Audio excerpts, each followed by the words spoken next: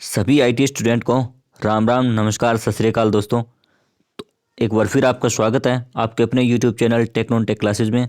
और IT electrician theory के महत्वपूर्ण क्वेश्चनों की सीरीज लेकर एक बार फिर आपके साथ हाजिर हैं। तो प्लीज़ दोस्तों वीडियो को पूरी देखना और क्वेश्चन अच्छे लगे हों तो प्लीज़ चैनल को सब्सक्राइब और वीडियो को अपने दोस्तों के साथ शेयर जरूर करना दोस्तों। बहुत ही निम्न पैटर्न पर आधारित क्वेश्चन तैयार किए गए हैं दोस्तों।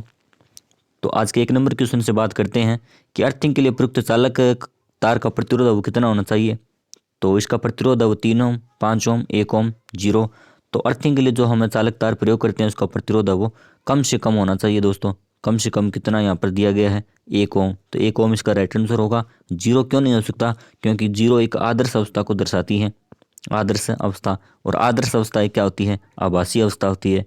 आभासी अवस्था होती है और आभासी अवस्था का कोई वास्तविक अवस्था में उपयोग नहीं होता है, सिर्फ इसको आभास किया जाता है। सिद्धांतिक रूप पर इसका, व्यवहारिक तौर पर इसका कोई उपयोग नहीं होता। हालांकि कुछ न कुछ प्रतिरोध किसी वस्तु का जरूर होता है, 0 नहीं हो सकता। तो इसका राइट आंसर होगा 1 ओम। अगले क्वेश्चन पर बात करते हैं दोस्तों। प्लीज़ दोस्तों जो बाद में वीडियो को देख रहे हैं चैनल को सब्सक्राइब जरूर करना, लाइक करना, और जो भी आपका सुझाव हो या क्वेश्चन में किसी प्रकार की गलती हो या डाउट हो तो प्लीज़ कमेंट में ज़रूर बताना दोस्तों। अपने दोस्तों के साथ शेयर ज़रूर करना। और 2 नंबर क्वेश्चन पर बात करते हैं। निम्न में किस मान को बदलने के लिए ट्रांसफार्मर का प्रयोग किया जाता है। प्रतिरोध, शक्ति, फ्रीक्वेंसी और वोल्टेज। तो ट्रांसफार्मर का प्रयोग है, आपको पता है, वोल्टेज के मान को कम या अधिक करने के लिए किया जाता है दोस्तों। जैसे उच्च मान की कम मान की, जैसे उत्पादन केंद्र पर कम मान की वोल्टेज होती है, उसको प्रसारण में उच्च वोल्टेज तक प्रसारित करने के लिए उच्च वोल्टेज को ट्रांसफार्मर के माध्यम से ही बदला जाता है। और उच्च मान की वोल्टेज को वितरण में हमारे घरों में सप्लाई देने के लिए ट्रांसफार्मर के माध्यम से ही उसको कम मान की वोल्टेज में बदला जाता है। अगले क्वेश्चन पर बात करते हैं कि आदर्श वोल्ट मापी का प्रतिरोध कितना होता है। अनंत, 0, 1 मेगा ओम या 20 किलो ओम।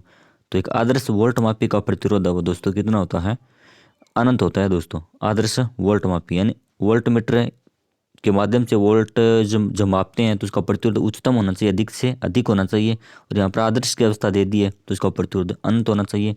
आदर्श वोल्ट मापी और धारा मापी पर आदर्श अवस्था और सामान्य अवस्था में बहुत सारे क्वेश्चन बनते हैं, इन पर हम आगे बात करेंगे।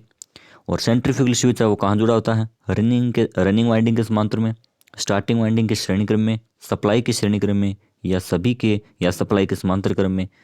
तो सेंट्रीफ्यूगल स्विच है वो आपको पता है दोस्तों किसके काम आता है। जब मोटर जब अपना 75% गति प्राप्त कर लेती है तो उसको परिपथ से बाहर करने के लिए, डिस्कनेक्ट करने के लिए सेंट्रीफ्यूगल स्विच का प्रयोग करते हैं। और वो कहाँ लगता है, स्टार्टिंग वाइंडिंग के श्रेणी क्रम में लगता है दोस्तों। इसका राइट आंसर 2 नंबर ऑप्शन होगा। अगले क्वेश्चन पर बात करते हैं दोस्तों। प्लीज़ दोस्तों वीडियो को लाइक और कमेंट जरूर बताना जो भी आपका डाउट या सुझाव हो, और सब्सक्राइब जरूर करें दोस्तों चैनल को। निम्न में से कौन सा यंत्र अधिक सुग्राही है, एमआई आकर्षण प्रकार का, एमआई प्रत्याकर्षण प्रकार का, या मूविंग कॉइल प्रकार का। ये यहाँ पर कॉइल है दोस्तों, कॉइल प्रकार का। तो एमआई आकर्षण प्रकार का और प्रत्याकर्षण प्रकार के 2 प्रकार के यंत्र होते हैं। इनका टॉर्क तो धारा के वर्ग के समानुपात में होता है। और एमआई मूविंग कॉइल यंत्र इसका राइट आंसर होगा, क्योंकि इनका टॉर्क है वो वोल्टेज के सीधे समानुपात में होता है। इसका राइट आंसर मूविंग कॉइल यंत्र होगा। अगले क्वेश्चन पर बात करते हैं। एक धात्विक फिलामेंट लैंप का तंतु किस पदार्थ का बना होता है, यानी हीटिंग एलिमेंट किसका बना होता है, जस्ते का, टंगस्टन का, शीशे का, कार्बन का। तो धात्विक फिलामेंट लैंप होता है जो सामान्यतः हमारे घरों में काम में लिया जाता है। वो एक इसका फिलामेंट है वो टंगस्टन का बनाता है दोस्तों। और टंगस्टन का गलनांक बिंदु होता है उच्च होता है। दिल्ली मेट्रो में एक बार सीधा क्वेश्चन पूछ लिया था कि टंगस्टन का गलनांक बिंदु कितना होता है, तो 3400 डिग्री सेल्सियस होता है दोस्तों। 3400 डिग्री सेल्सियस होता है। अगले क्वेश्चन पर बात करते हैं। डीसी को एसी में बदलने वाली मशीन कौन सी है, डायोड, कन्वर्टर, रेक्टिफायर, इन्वर्टर। तो इसका राइट आंसर रहने वाला है दोस्तों इन्वर्टर, जो सामान्यतः हमारे घरों में लगता है। तो वो डीसी सप्लाई को एसी सप्लाई में बदल कर हमें सप्लाई देता है, क्योंकि हमारे जो घरों में उपकरण लगे होते हैं वो एसी सप्लाई पर कार्य करने वाले बनाए जाते हैं। तो डीसी सप्लाई वो लेता है। और कन्वर्टर का प्रयोग क्या होता है, कन्वर्टर एसी को डीसी में बदलता है। कन्वर्टर एसी को डीसी में और इन्वर्टर है वो डीसी को एसी में बदलता है। और डायोड का प्रयोग है वो रेक्टिफिकेशन में काम में लिया जाता है। अगले क्वेश्चन पर बात करते हैं कि लेड एसिड सेल की प्लेटें डिस्चार्जिंग के बाद बदल जाती है, यानी दोनों प्लेटें वो डिस्चार्जिंग होने के बाद किस में बदल जाती हैं, लेड सल्फेट, रेड लेड में, या लेड पेरोक्साइड में, स्पंजी लेड में? तो इसका राइट आंसर होगा लेड सल्फेट में। लेड सल्फेट में दोनों प्लेटें वो लेड सल्फेट में बदल जाती है दोस्तों। भूमिगत कंड्यूट वायरिंग में प्रयुक्त हुकों की लंबाई कितनी रखी जाती है? कंड्यूट वायरिंग यानी सरफेस वायरिंग इसको बोलते हैं, जो अंडरग्राउंड वायरिंग होती है वो कंड्यूट वायरिंग होती है दोस्तों। तो इसमें जो इस वायरिंग करने में जो मटेरियल लगाने के लिए हुक का प्रयोग करते हैं वो कितनी लंबाई होती है? मानक लंबाई होती है, भारतीय मानकों के अनुसार इसकी लंबाई होती है। निम्न की किताब में दिया गया, कई बार क्वेश्चन है IT एग्जाम में पूछा गया, तो इसका राइट आंसर रहने वाला है दोस्तों 60 सेमी, यानी उन हुकों की लंबाई 60 सेमी होनी चाहिए। अगले क्वेश्चन पर बात करते हैं, सिंक्रोनस मोटर में रोटर की गति अब सिंक्रोनस गति से होती है कितनी? कम, बराबर, अधिक या थोड़ी कम? तो सिंक्रोनस मोटर में रोटर की गति को ही रोटर गति और सिंक्रोनस गति का मान है वो बराबर होता है दोस्तों, इसी को हम सिंक्रोनस गति बोलते हैं। अगले क्वेश्चन पर बात करते हैं, ये रिपीट हो गया सॉरी दोस्तों। आदर्श वोल्ट मीटर का प्रतिरोध हमसे पूछा है, तो आदर्श वोल्ट मीटर का प्रतिरोध कितना होना चाहिए? अनंत होना चाहिए, आपने देखा था। और अगले क्वेश्चन पर बात करते हैं, अगर धारामापी का पूछता तो उसका 0 होना चाहिए। अगले क्वेश्चन पर बात करते हैं, ट्रांसफार्मर 3 फेज सप्लाई को 2 फेज सप्लाई में बदलने के लिए कौन सा संयोजन है वो प्रयोग करते हैं? यानी 3 फेज सप्लाई पर अगर कोई सिंगल फेज या 2 फेज है, वो सिंगल फेज उसको बोलते हैं, लेकिन वो व्यवहारिक रूप से एक 2 फेज ही होता है मूल रूप से। तो 3 फेज सप्लाई को हम 2 फेज में बदलने के लिए किस संयोजन का प्रयोग करते हैं? तो इसका राइट आंसर होगा दोस्तों स्कॉटक कनेक्शन या स्कॉटस संयोजन, इसका राइट आंसर रहने वाला है दोस्तों, स्कॉटस संयोजन। अगले क्वेश्चन पर बात करते हैं दोस्तों कि एक बैटरी की कौन सी दक्षता अधिक होती है? वाट आवर दक्षता, ओवरऑल दक्षता और वाट एम्पियर, एम्पियर आवर दक्षता। अगर बैटरी की वाट आवर दक्षता की बात करें तो ये होती है लगभग 70 से 80% के बीच में, और एम्पियर आवर दक्षता की बात करें तो ये होती है लगभग 90 डिग्री से 90% से ऊपर ही होती है ये दक्षता। तो सर्वाधिक कौन सी दक्षता अधिक पूछी है? तो एम्पियर आवर दक्षता या AS दक्षता इसको बोल सकते हैं, ये बैटरी की अधिक होती है। अगले क्वेश्चन पर बात करते हैं, ट्रांसफार्मर में कॉपर लॉस है वो कहाँ उत्पन्न होते हैं? तो ट्रांसफार्मर में कॉपर लॉस है वो कोर में, वाइंडिंग में, बॉडी में या ब्रश में? तो ब्रश तो ट्रांसफार्मर में कहीं काम में नहीं आते, तो बॉडी में कॉपर लॉस होता नहीं, क्योंकि बॉडी पर अगर कोई लॉस होता, अगर उसमें करंट होता कोर में या वाइंडिंग में, तो इसका राइट आंसर होगा वाइंडिंग में, यानी कॉपर लॉस है वो वाइंडिंग में, प्राथमिक और सेकेंडरी जो वाइंडिंग होती है उसकी कॉपर लॉस होता है। तो प्लीज़ दोस्तों वीडियो को लाइक और चैनल को सब्सक्राइब जरूर करें, जो साथी बाद में वीडियो को देख रहे हैं। बहुत ही महत्वपूर्ण क्वेश्चनों की सीरीज है, और आगे भी अगर आपका रिस्पॉन्स अच्छा रहा तो हम इस क्वेश्चन को आपके एग्ज़ाम तक कंटिन्यू रखेंगे। और एक 4 वोल्ट 415 वोल्ट वाली सिंक्रोनस मोटर में फुल लोड और नो लोड स्पीड में अंतर कितना होता है? तो बहुत ही महत्वपूर्ण क्वेश्चन है दोस्तों। यहाँ पर सिंक्रोनस मोटर का क्वेश्चन देकर हमसे स्पीड में अंतर पूछा है, तो सिंक्रोनस मोटर वो एक नियत गति वाली मोटर होती है दोस्तों, नियत या स्थिर गति उसकी होती है। तो फुल लोड और नो लोड पर इसकी गति में कोई यानी किसी प्रकार का अंतर नहीं होता, यानी इसका राइट आंसर होगा 0 RPM।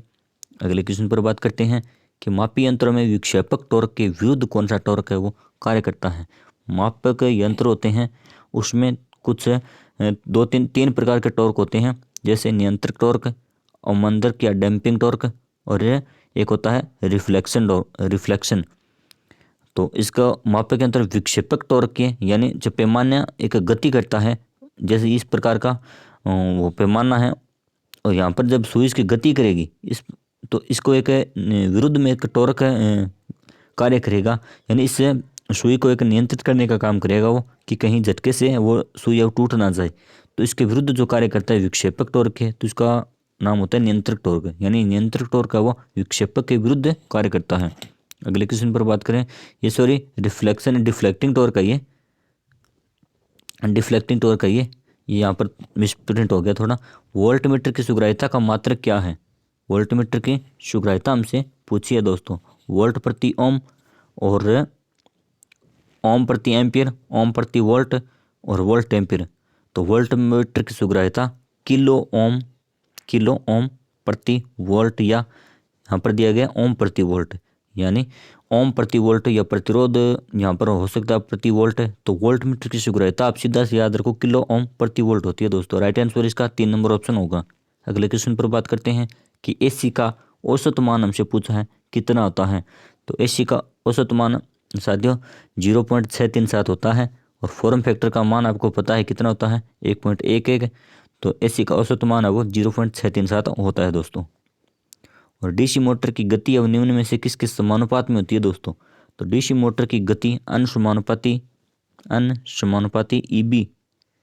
ईबी बटा में फाई, यानी डीसी मोटर की गति बैक ईएमएफ के तो समानुपाती होती है और फील्ड फ्लक्स के विलोमानुपाती होती है दोस्तों। इस प्रकार का क्वेश्चन भी आपसे पूछा जा सकता है। तो इसका राइट आंसर क्या होगा? यानी बैक ईएमएफ के समानुपाती होती है डीसी मोटर की गति। अगले क्वेश्चन पर बात करते हैं कि 100 वाट और 200 वाट के दो लैंप अगर श्रेणी क्रम में 250 वोल्ट की सप्लाई से जुड़े हों तो कौन सा लैंप वो अधिक प्रकाश देगा? महत्वपूर्ण क्वेश्चन है दोस्तों। इस फॉर्मूले या इस पैटर्न पर आधारित क्वेश्चन है वो आजकल पूछे जाते हैं।